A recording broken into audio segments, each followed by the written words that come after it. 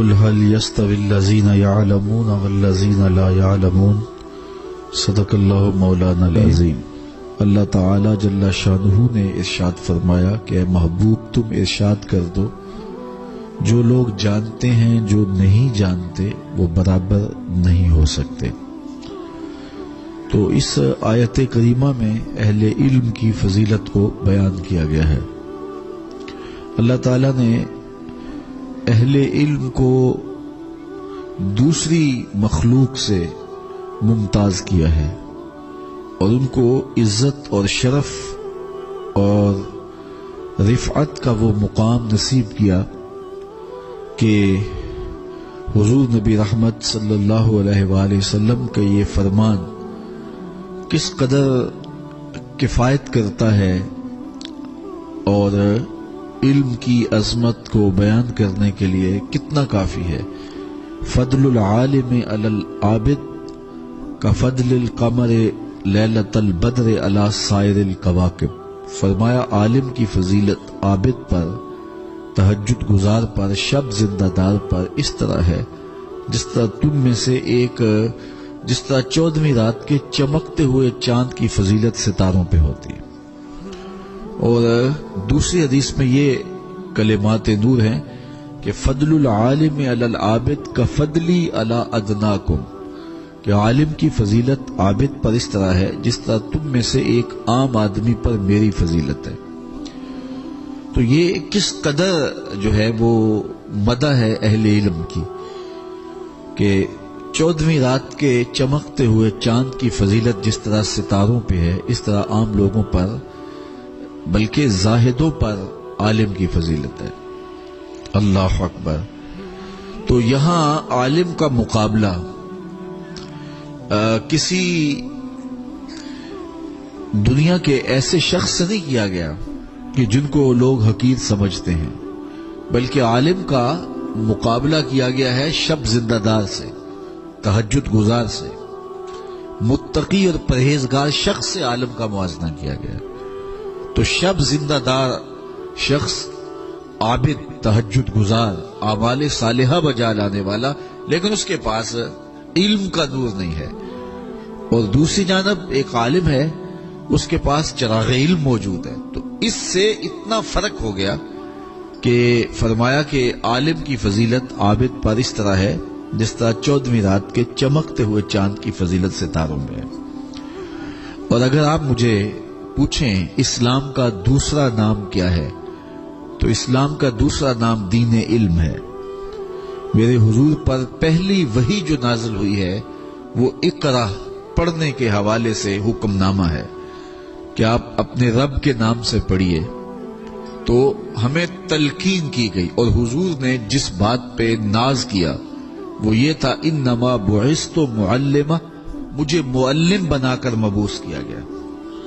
تو اس بات پر حضور علیہ السلام نے ناز فرمایا اور امت کو تعلیم حاصل کرنے کی ترغیب دی، اور ماں کی گود سے آغوش قبر تک تعلیم حاصل کرنے کی تلقین شریعت اسلامیہ میں موجود ہے، اور دنیا کا کوئی دین اس قدر علم حاصل کرنے کے لیے ترغیب نہیں دیتا جتنا اسلام نے ہمیں اس کا پابند بنایا ہے۔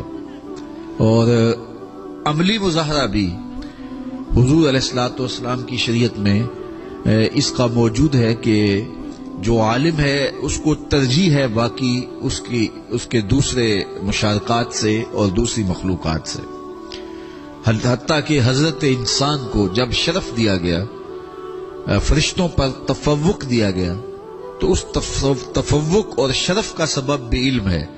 آدم علیہ السلام کو کچھ چیزوں کے نام سکھائے گئے اور فرشتوں کو نہیں بتائے گئے، اور پھر فرشتوں کے سامنے وہ چیزیں پیش ہوئیں اور کہا کہ مجھے ان چیزوں کے نام بتاؤ، تو وہ عرض کرنے لگے کہ ہم ان چیزوں کے نام نہیں بتا سکتے اس لیے کہ ہمیں علم نہیں دیا گیا۔